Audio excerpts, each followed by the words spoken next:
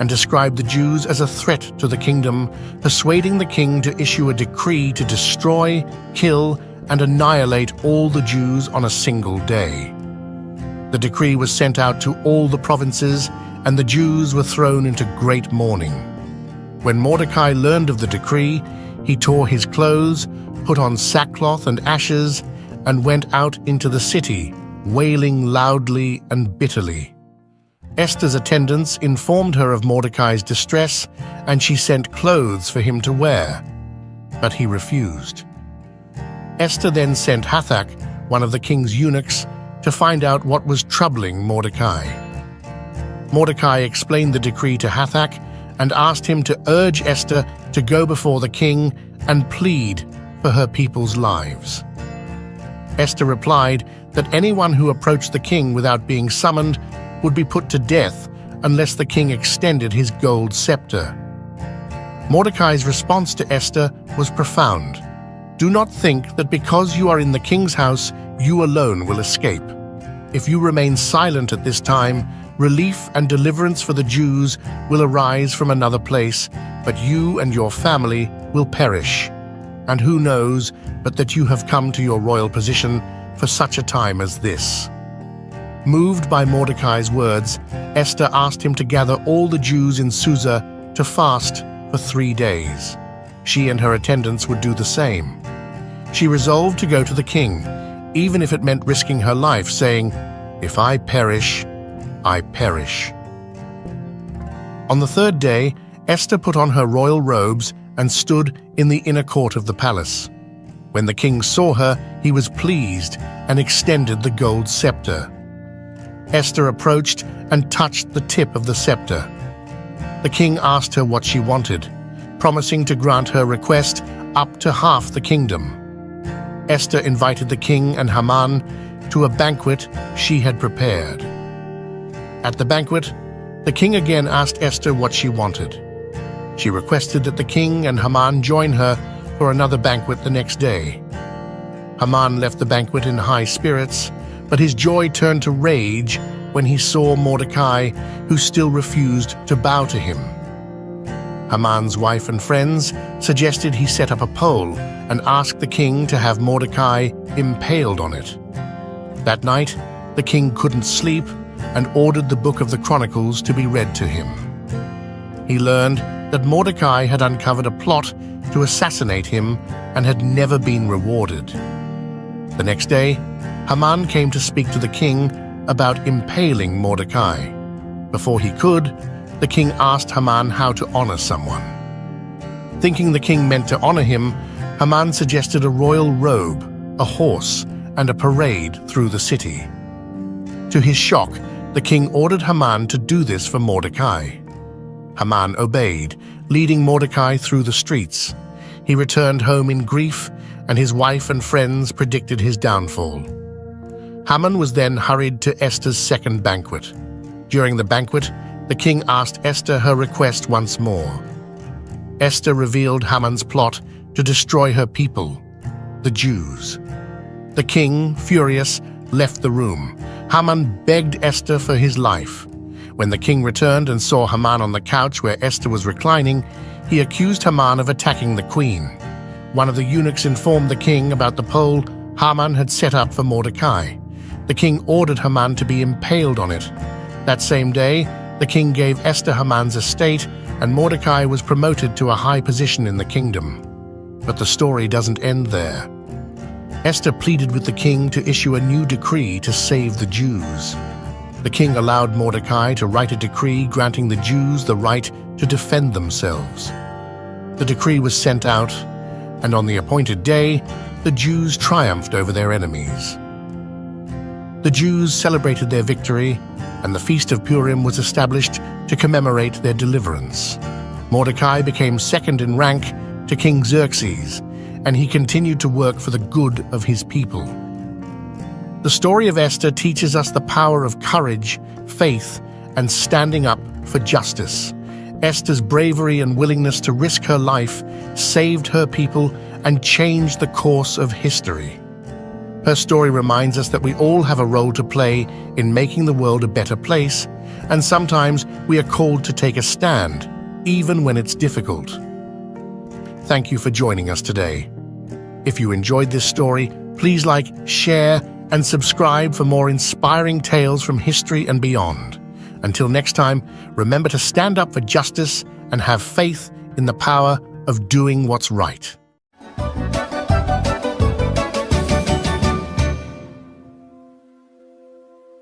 Once upon a time, in a world where people had forgotten to be kind, there lived a man named Noah who worshipped God. Noah was a man of faith, but everyone else around him disobeyed and hated God. One day, something shocking happened. God spoke to Noah, revealing a plan to destroy the wicked world. He explained why he was building an ark. But Noah kept building, also spreading the word about God, though nobody listened. As the ark neared completion, God brought animals of all kinds, 7 of some species, 2 of others, birds and beasts, tiny and tall, all made their way to the ark. Perhaps people shouted insults at Noah, but they did not stop sinning against God. They did not ask to enter the ark. Finally, all the animals and birds were aboard. God invited Noah and his family into the ark. As they entered, God shut the door. Then the rain came, a great downpour soaking the earth for 40 days and nights. Floodwaters covered towns and villages. The ark floated on top of the rising waters, sheltering Noah from the flood. After 5 months, a drying wind sent by God brought the ark to rest on the mountains of Ararat. Noah and his family waited inside as the water lowered. Noah sent a raven and a dove out. The dove returned with an olive leaf, a sign that the earth was slowly drying. God told Noah it was time to leave the ark. Together, Noah and his family unloaded the animals. Noah, filled with gratitude, built an altar and worshipped God who had saved him and his family from the awful flood. God gave Noah a wonderful promise. Never again would he send a flood to judge human sin. As a great reminder of this promise, God gifted the world with a rainbow, a beautiful sign of his covenant.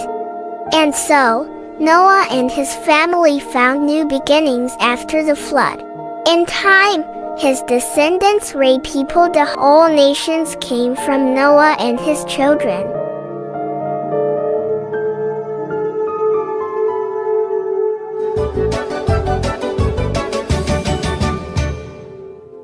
God's promise to Abraham. Long ago, after a big flood washed the earth clean, only Noah and his family were safe on a big boat with lots of animals.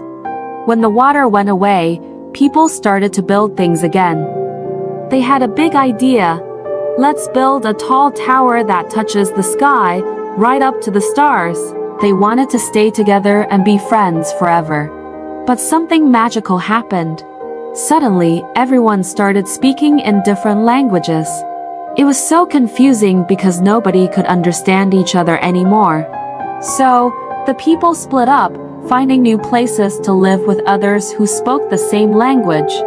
The big city they left behind was called Babel, which means a big mix-up. Then, in a place called Ur, God talked to a man named Abram. God said, "Abram, go on an adventure to a special land I'll show you." Abram, his wife Sarai, and his nephew Lot packed up and went to a beautiful land called Canaan. Canaan was filled with green fields and clear blue skies. Abram and Lot had so many sheep and cows. The land they were living on didn't have enough grass and water for all the animals. So, the workers of Abraham and Lot started arguing over the best spots for their animals to eat and drink. Abram wanted everyone to be happy and not fight. He told Lot, "Let's not argue. You choose any part of the land you like, and I'll go the other way." That way, there was enough room for all their animals. Lot looked around and saw a really nice area with lots of water and green grass near the cities of Sodom and Gomorrah. It looked like the best spot for his animals, so he chose to move there. Abraham stayed in the land of Canaan, where God asked him to stay. Even though Abraham and Lot had to live apart to stop the arguing, Abraham made sure they did it in a kind and peaceful way, showing he was a really good uncle and a wise man. God saw Abraham's kind heart and told him, "This whole big, beautiful land will belong to you and your children and their children after them, forever." But Abraham and Sarai were very old and didn't have any children. They wondered, how will God's promise come true? One day, 3 special visitors brought amazing news. "Sarai, you're going to have a baby." Sarai laughed because she thought she was too old for that. God also changed their names to Abraham and Sarah to show they were going to start a big family. Then, God said he had to fix the 2 naughty cities near where Lot lived. Abraham was worried for Lot. Lot listened to the angels and escaped with his daughters. But Lot's wife looked back and turned into a salt statue. Then, the most wonderful thing happened. Even though they were very old, Abraham and Sarah had a baby boy named Isaac. Isaac, which means laughter. They were so happy and amazed at God's miracle. Abraham knew then that God always keeps his promises, like giving him a big family and a beautiful land to live in. And that's the story of how Abraham and Sarah learned to trust in God's promises, no matter how impossible they seemed. The end.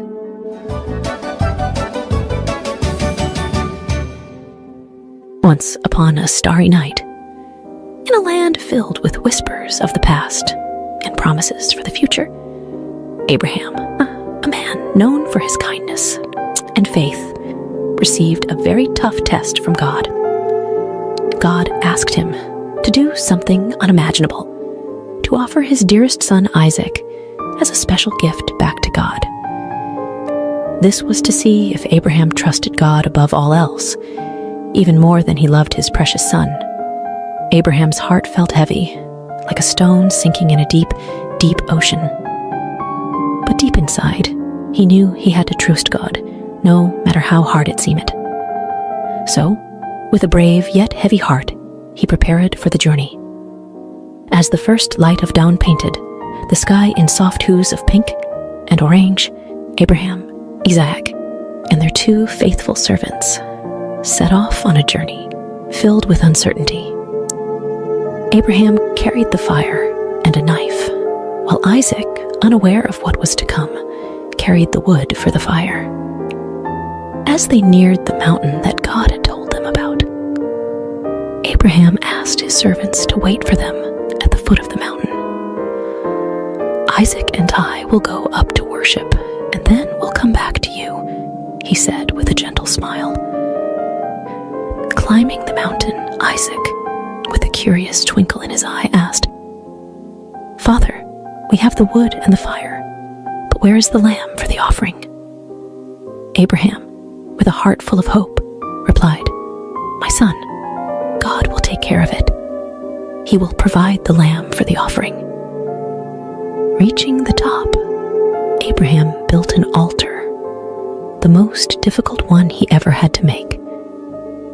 He arranged the wood, and with a heart weighed down by a sea of emotions, he gently placed Isaac on the altar, ready to show God that he trusted him completely. But just as Abraham raised the knife, a voice as powerful as thunder, but as gentle as a whisper, stopped him. "Stop, Abraham." It was an angel sent by God. The angel said, "You've shown that you trust God above all by being willing to give up your only son." Then Abraham saw a ram caught in some nearby bushes. With a heart bursting with relief and gratitude, he untied Isaac, and together they offered the ram to God. It was a moment filled with so much joy and thankfulness. Abraham and Isaac returned home, their bond stronger than ever. their hearts filled with the knowledge that when you trust in God, He always provides, just in the right way and at the right time. And so, under the same stars that had witnessed their journey, Abraham and Isaac found comfort in knowing that no matter what, God's love and care would always guide them, just like it guides us all. The end.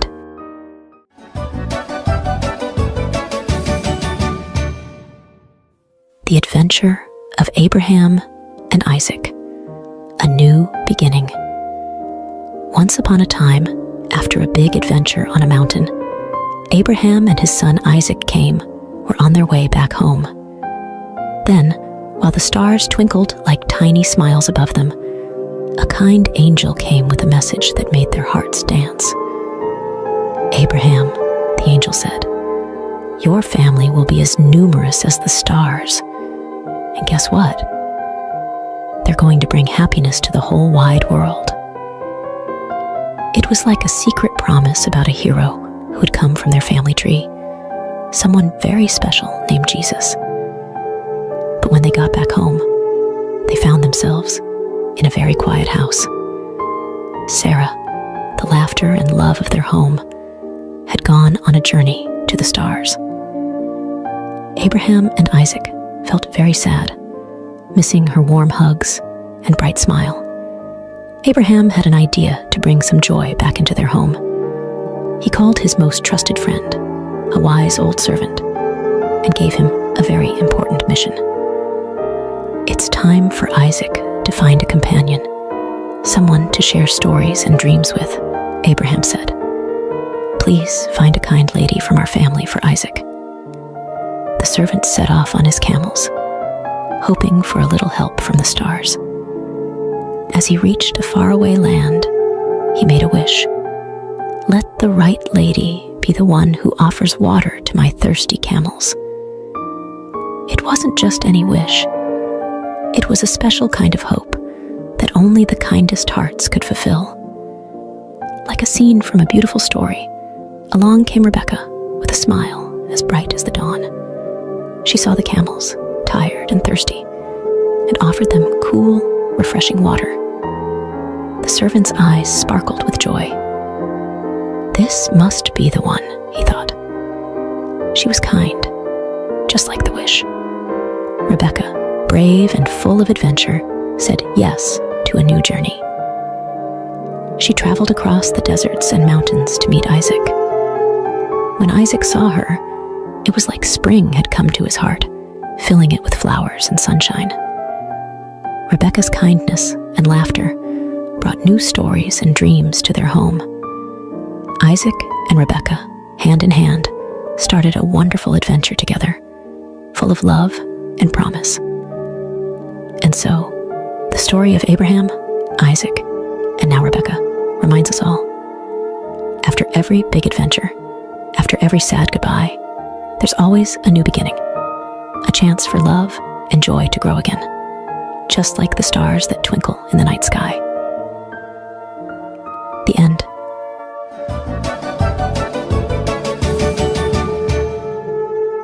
Jacob and Esau, a story of brothers and forgiveness. Once upon a time, in a land of ancient wonders, Isaac and Rebekah were blessed with not one, but two sons at the same time. These were no ordinary boys. They were twins named Jacob and Esau. Even before they were born, they were already showing their unique personalities, with Esau loving the thrill of the hunt, and Jacob preferring the quiet of home. Esau, the elder, was as rugged and wild as the forests he roamed, while Jacob, the younger, was thoughtful and clever, always with a plan up his sleeve. Their parents loved them dearly, but each had a favorite, which brewed a little competition between the brothers. One day, as Esau returned from his adventures, famished and weary, Jacob saw an opportunity. He offered Esau a simple meal in exchange for his birthright, the special status of the firstborn. Esau, thinking little of the future, agreed. This moment would change the course of their lives in ways they couldn't imagine. As the boys grew, so did their rivalry, especially when it came time for their father Isaac to bestow his special blessing. Rebekah, who adored Jacob, devised a plan to ensure her favorite son received this honor. With a bit of disguise and a daring heart, Jacob tricked his father and received the blessing meant for Esau. Realizing the deception, Esau was heartbroken and filled with anger. To protect Jacob from Esau's wrath, Rebekah sent him far away to her brother Laban's house, hoping that time would heal the rift between her sons. Jacob's journey was not easy. He worked tirelessly for Laban, enduring trickery and toil, all for the love of Rachel, Laban's daughter. Yet, through these trials, Jacob grew wiser and kinder, learning the value of honesty and hard work. Years passed, and God called Jacob to return home, but the thought of facing Esau filled Jacob with dread. What if Esau still harbored anger and sought revenge? Nevertheless, Jacob set out, hoping for forgiveness. As Jacob neared his homeland, he prepared for the worst. But to his surprise, Esau greeted him not with anger, but with open arms. The brothers embraced, their past grievances washed away by tears of joy. It was a moment of true reconciliation, proving that love can overcome the deepest divides. Together again, Jacob and Esau showed us that it's never too late to mend broken bonds, and that forgiveness is one of the greatest gifts we can offer. The end.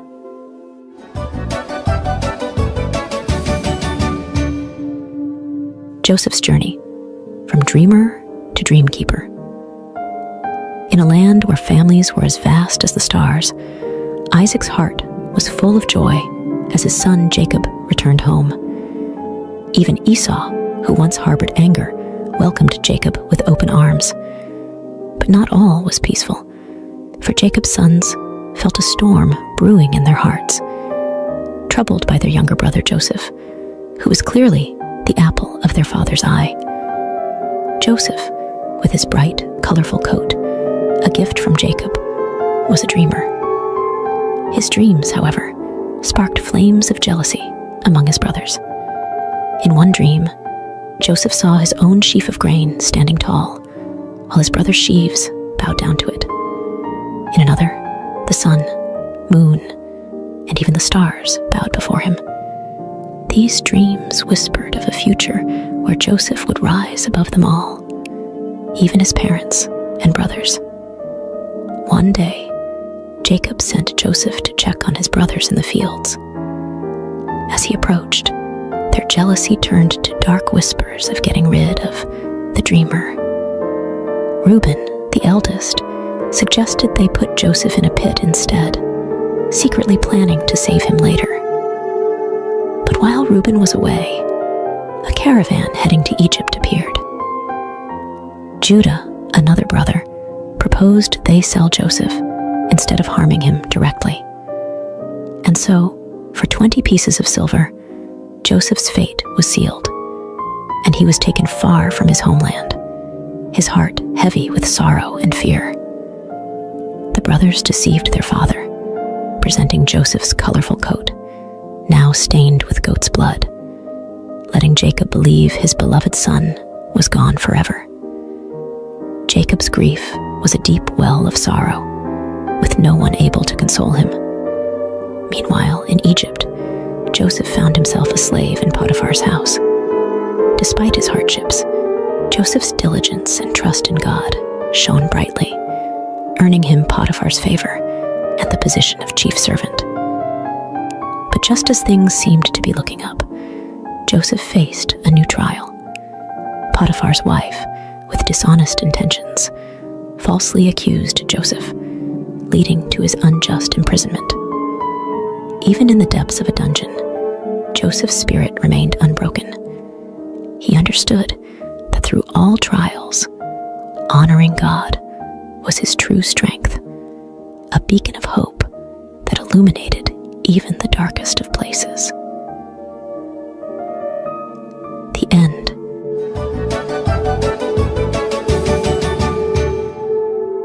Joseph's journey from prison to palace. Once upon a time, in a far-off land called Egypt, Joseph found himself in a dark prison, wrongly accused by Potiphar, his former master. But even in such a grim place, Joseph's kindness and helpful nature shone bright. The wardens saw something special in Joseph and trusted him to help organize prison life, making it a better place for everyone. One day, Joseph noticed two new prisoners looking particularly downcast. They were the king's baker and butler, troubled by dreams they couldn't understand.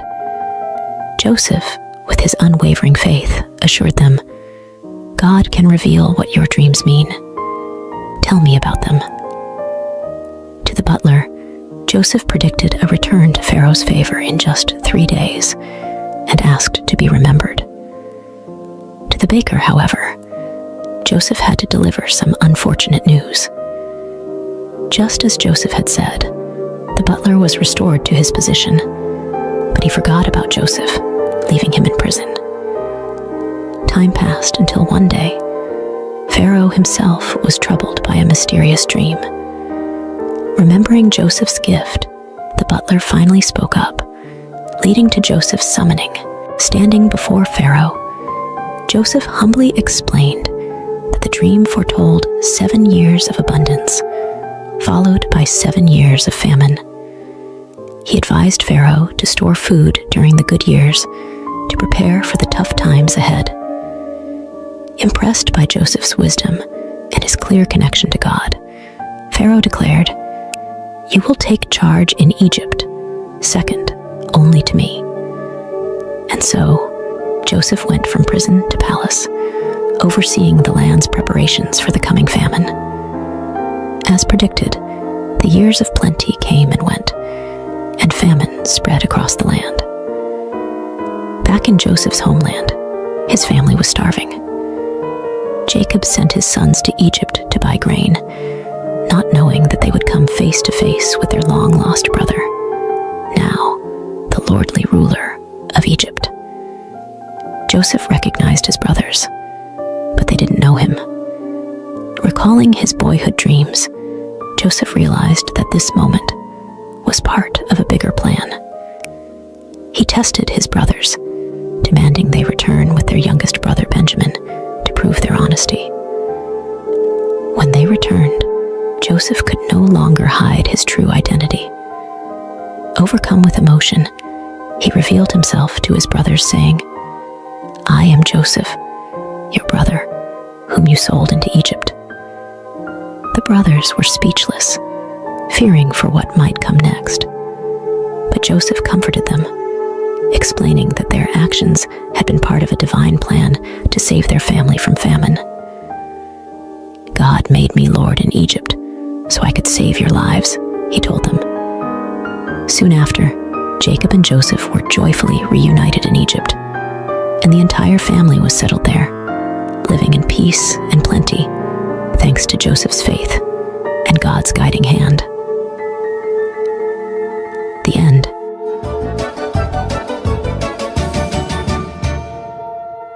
Moses, from prince to leader. Long ago in Egypt, Moses, a prince raised in Pharaoh's palace, faced a moment that would change his life. Despite his royal upbringing, Moses never forgot he was a Hebrew at heart. One day, he saw an Egyptian mistreating a Hebrew slave. Feeling a rush of protectiveness, Moses looked around and, seeing no one, stepped in to save the slave but ended up making a grave mistake. The very next day, Moses tried to stop a fight between two Hebrews, only to realize his secret was out. The news even reached Pharaoh, forcing Moses to flee to a faraway land called Midian for safety. In Midian, Moses found himself by a well where he helped the 7 daughters of Reuel, a priest, fend off some rude shepherds. Impressed by Moses' bravery, Reuel invited him home, leading to Moses marrying Reuel's daughter and starting a new life as a shepherd. Meanwhile, back in Egypt, the Hebrews suffered greatly under a new pharaoh. Their cries for help reached the heavens, and God was listening. 40 years had passed since Moses left Egypt. While tending his flock, Moses saw something incredible: a bush engulfed in flames that didn't seem to burn up. Curious, Moses went closer, only to hear God's voice calling him by name. God told Moses to take off his sandals, for he was standing on holy ground. God had a mission for Moses to lead the Hebrews out of Egypt and free them from slavery. Moses was scared and unsure, especially about speaking to Pharaoh. But God showed Moses miraculous signs, turning his staff into a serpent and then back again, and even curing his hand from leprosy to prove his power. Still hesitant, Moses worried about his speaking abilities. God, growing impatient with Moses' doubts, promised Aaron, Moses' brother, would help speak for him. Moses bid farewell to Jethro and set off to Egypt with his family. In the mountains, Aaron met Moses, and together they shared God's plan with the Hebrew leaders, who were amazed by the signs and worshipped God, filled with hope. Moses and Aaron then bravely approached Pharaoh, delivering God's message, "Let my people go." But Pharaoh's heart was hard. He refused to listen. God was ready to show his great power to change Pharaoh's mind, marking the beginning of an epic journey for Moses, from a prince in Egypt to a shepherd in Midian, and finally, a leader of his people. The end. In ancient Israel, chaos reigned as the Midianites devastated the land. Amid despair, Gideon, a simple farmer, dared to defy them, secretly harvesting wheat to feed his family. His courage caught divine attention. An angel tasked him to lead a rebellion. Skeptical, Gideon sought signs from God, receiving undeniable miracles dew-laden. Fleece amidst dryness, then the reverse, bolstering his faith. With just 300 warriors, chosen by God to highlight divine might over human strength, Gideon staged a daring nighttime ambush. Armed merely with trumpets and torches, they sowed such confusion among the Midianites that they turned on each other in panic. The victory was staggering. The people hailed Gideon a hero, urging him to be king. But Gideon knew better, declaring only God as ruler. This gripping tale of faith, courage, and divine intervention shows that with belief in a higher power, the impossible becomes possible. David and Goliath, the battle of faith. Hi everyone, today we're diving back to learn about a young hero named David. Last time, we saw how King Saul started to disobey God. Now, it's time for a new leader to rise. Samuel, the wise prophet, was sent by God to find a new king. He went to Bethlehem, bringing a young cow to sacrifice, trying not to stir suspicion from King Saul. When he met Jesse and his sons, Samuel thought surely the oldest, Eliab, would be the next king because he was tall and handsome. But God had other plans. God told Samuel, "Don't look at his height or his looks. I care about what's inside the heart." After 7 of Jesse's sons were passed by, there was still no king chosen. Then came David, the youngest, tending the sheep. As soon as Samuel saw David, God said, "He's the one." And right there, Samuel anointed David as the future king. Meanwhile, the Israelites were battling the Philistines, who had a giant warrior named Goliath. He was over 9 feet tall with heavy bronze armor and a massive spear. Goliath challenged the Israelites to a one-on-one fight for 40 days, but no one dared to face him. Enter young David, bringing food to his brothers on the battlefield. When he heard Goliath's taunts, he was shocked that no one stood up for God's honor. David said, "I'll fight him." Saul doubted at first because David was just a youth. But David convinced him by telling about how he protected his sheep from lions and bears. David didn't wear King Saul's armor. It was too big, Instead, he took his sling and picked 5 smooth stones from a stream. Facing Goliath, David declared, "You come with weapons, but I come in the name of the Lord, with unshakable faith." David slung a stone that struck Goliath right in the forehead, toppling the giant. David's victory was stunning. He used Goliath's own sword to finish the battle, proving that faith in God is the most powerful weapon. This victory made David a hero and led him to serve in Saul's court, soothing the troubled king with his harp music. David's story teaches us that no matter how big our problems seem, we can overcome them with faith and courage. Remember, it's not the size of the warrior in the fight, but the size of the faith in the warrior. What challenges can you face with the courage of David? Thank you for watching. Don't forget to like, subscribe, and click the bell icon for more adventures from the Bible. See you next time. Elijah, the prophet of miracles. Hi friends, today we're traveling back to the ancient kingdom of Israel to meet a remarkable prophet named Elijah, who brought God's messages during some tough times. Elijah lived when Ahab was king over Israel. And let me tell you, Ahab was not a good king. He and his wife Jezebel led the people away from God. Elijah had a tough job. He told King Ahab that because of their bad choices, there wouldn't be any rain for several years. Can you imagine that? A land with no rain at all? While the land was dry and thirsty, God had a special plan for Elijah. He sent him to a quiet valley where Elijah was fed in an amazing way. Ravens brought him bread and meat every morning and evening. Elijah drank water from a nearby brook. It was like having room service in the middle of nature. When the brook dried up, God sent Elijah on a new mission. He went to meet a widow who was very poor and preparing her last meal for herself and her son. Things looked bleak. When Elijah asked for some food, she was worried because she had so little. But Elijah told her, "Do not be afraid, to make a small loaf of bread for him first." Guess what? After she did, her jar of flour and jug of oil never ran out again, just as Elijah had promised. Every day she had enough to make more bread. It was a miracle that kept her family fed during the drought. But then something sad happened. The widow's son got very sick and stopped breathing. The widow was heartbroken and thought all was lost. But Elijah took the boy upstairs, prayed to God, and guess what? God brought the boy back to life. When Elijah handed him back to his mom, you can imagine how happy she was. Elijah's story shows us how God takes care of his people in amazing ways, even when things seem impossible.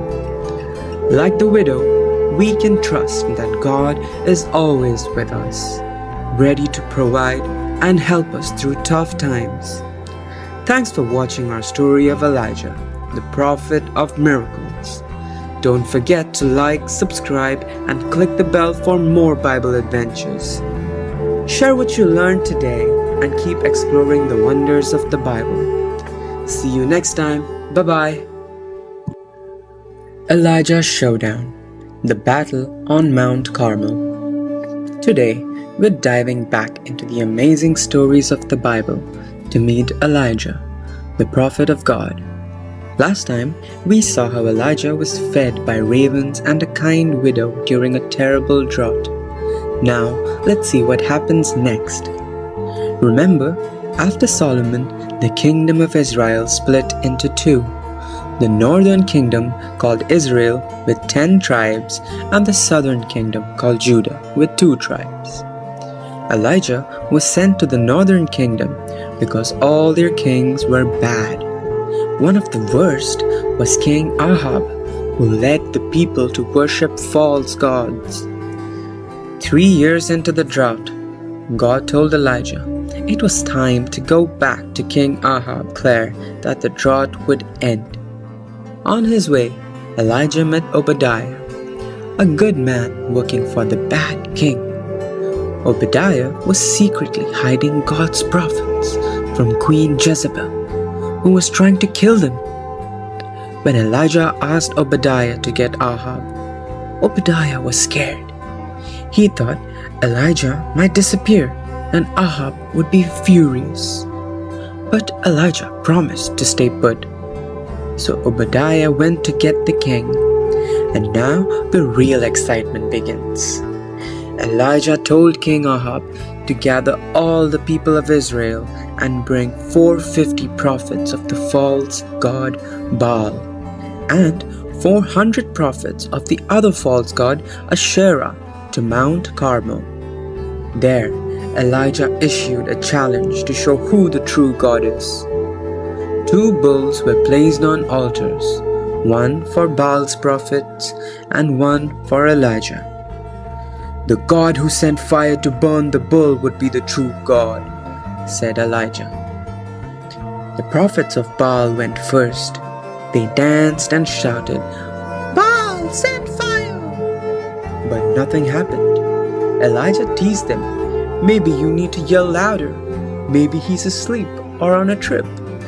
But Baal never answered. Now it was Elijah's turn.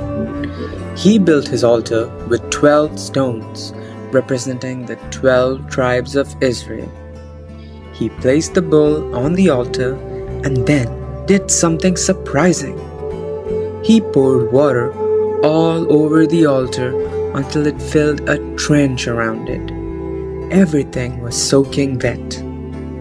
Elijah prayed, and immediately God sent fire from heaven. It burned up the bull, the wood, the stones, and even licked up the water in the trench.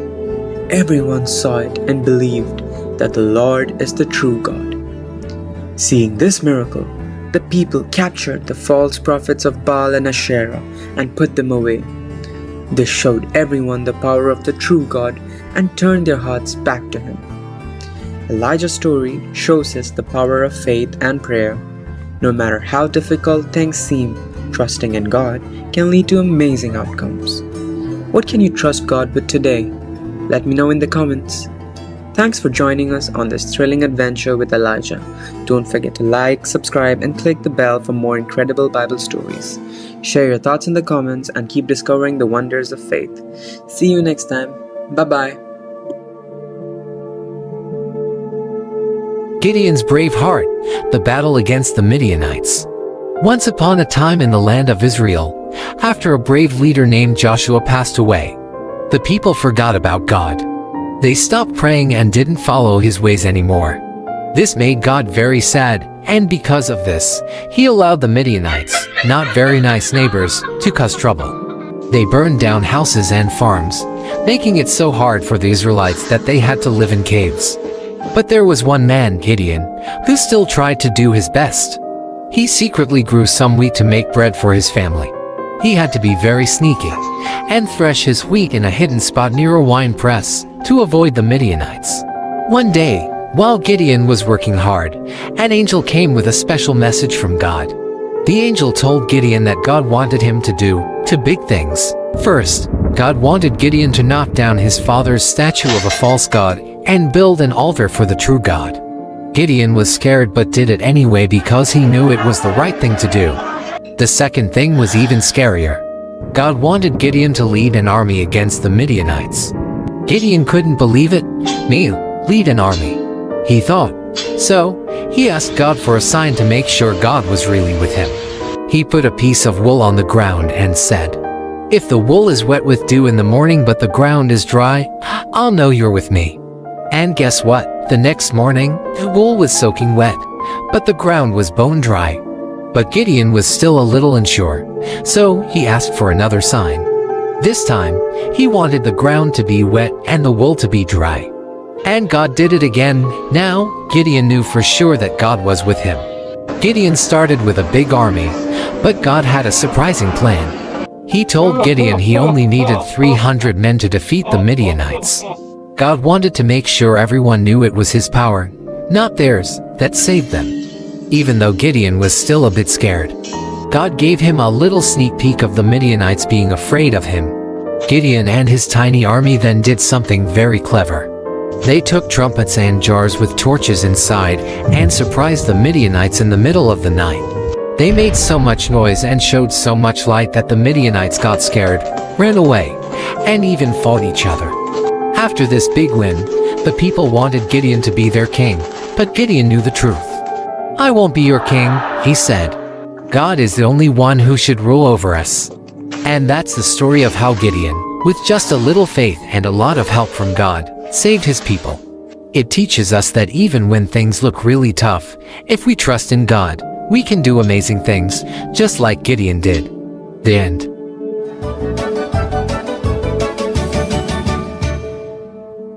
The Adventure of Baby Moses, From the Nile to the Palace. In a time long ago, Egypt mourned the loss of a great leader, Joseph. He had saved the land from famine and was loved by all. But as years turned into centuries, a new pharaoh came to power, one who did not remember Joseph and his deeds. The Hebrews, Joseph's people, had grown in number and strength, which made the new pharaoh uneasy. Fearing they might become too powerful, he decided to make them slaves, forcing them to build great cities under harsh conditions. Despite the heavy work, the Hebrews continued to grow in numbers, which troubled Pharaoh even more. So he made a terrible order. All newborn Hebrew boys were to be thrown into the river Nile. One Hebrew family, desperate to save their baby boy, crafted a plan. They carefully placed him in a snug, watertight basket and set it afloat among the reeds of the Nile, trusting in a higher power to protect their child. As the basket bobbed gently in the water, the baby's sister watched from a distance, her heart filled with hope and fear. Then, something unexpected happened. Pharaoh's daughter came to the river to bathe and spotted the curious basket among the reeds. With a mix of surprise and compassion, she ordered her servant to bring the basket to her. Upon opening it, the sound of the baby's cry touched her heart. "It's a Hebrew child," she realized, but instead of sending him to a cruel fate, she chose kindness. "Poor little thing, you're so beautiful," she cooed, perhaps even playing with the baby as anyone would with a precious little one.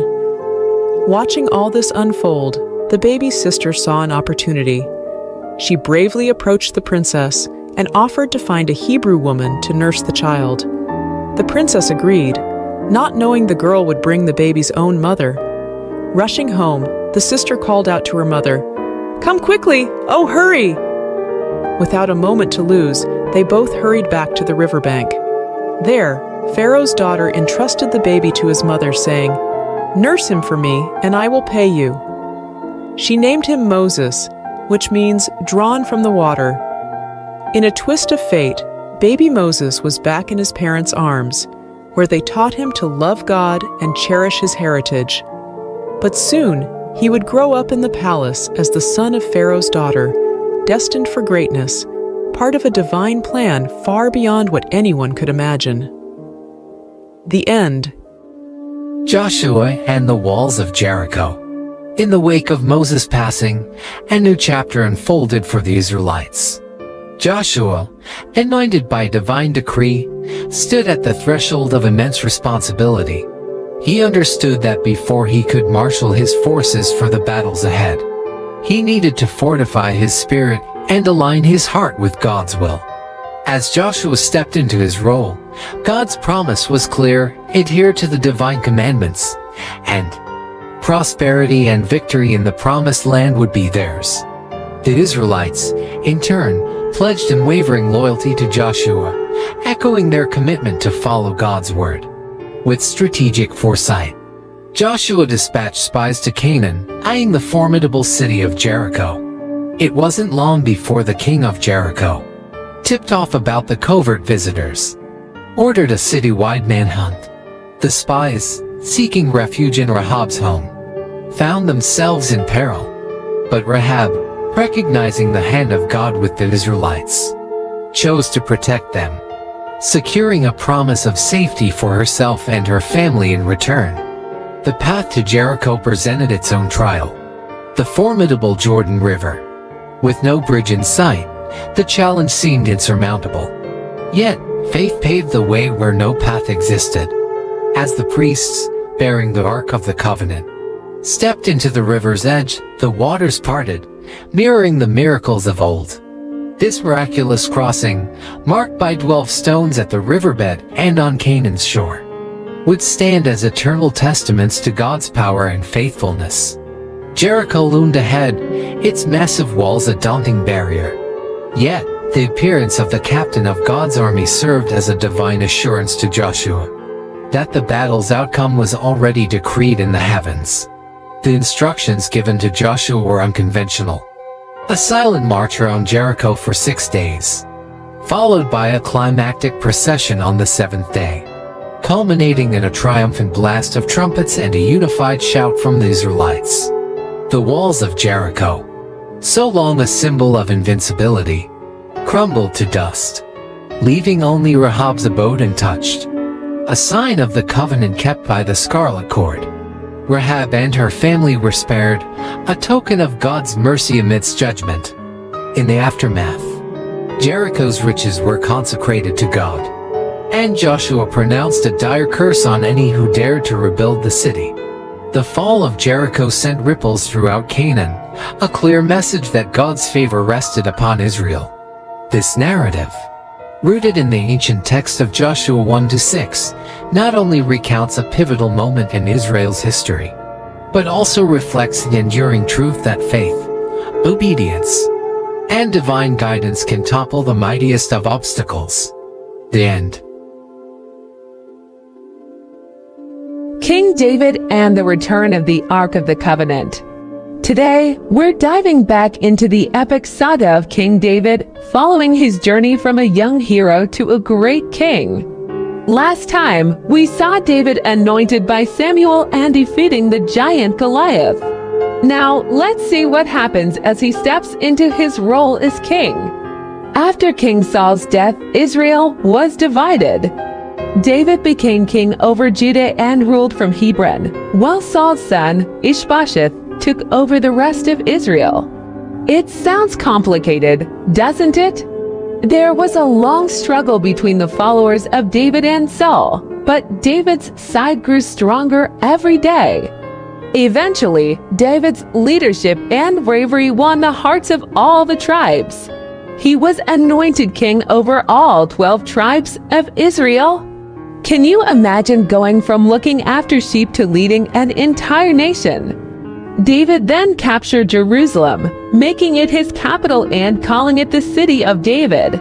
Remember the Ark of the Covenant from our previous stories? It had been captured but was back with the Israelites. David decided it was time for the Ark to come to Jerusalem, to be at the center of national worship. But transporting the Ark was no small task. While moving the Ark, there was a big mishap. The Ark almost fell, and a man named Esau reached out to steady it. Unfortunately, touching the Ark was forbidden, and Esau was struck down by God. This showed everyone just how serious God was about his commands and worship. After learning from their mistakes, the Israelites carried the Ark on poles as God had instructed. When they finally got it to Jerusalem, the city erupted in celebration. King David himself danced and sang before the Lord, showing his joy and gratitude. In the midst of all this, David wanted to build a permanent home for the Ark, but God had other plans. He promised David peace from his enemies, a lasting dynasty, and hinted at a future king who would establish an eternal kingdom. Yes, that's right, a promise about Jesus. With God's promise in his heart, David led Israel to many victories and expanded the kingdom. He didn't just build a strong nation. he fostered a community faithful to God. David's story teaches us about leadership, the importance of following God's guidance, and how one person's faith can affect an entire nation. From tending sheep in the fields to ruling from a palace, David's life was truly extraordinary. Thanks for joining us on this incredible journey through King David's life. Don't forget to like, subscribe, and hit the notification bell for more Bible stories. See you next time as we uncover more adventures from the past. King Josiah, the young reformer of Judah. Today, we're going on a time travel adventure to meet one of the youngest kings ever to rule in Judah, King Josiah. Imagine becoming a king when you're only 8 years old. Josiah was not just any king. He inherited a kingdom filled with problems. His father and grandfather had led the people away from God, worshipping false gods and doing many evil things. But young Josiah was different. When he became king, he decided it was time for change. As Josiah grew older, he began to lead Judah back to God,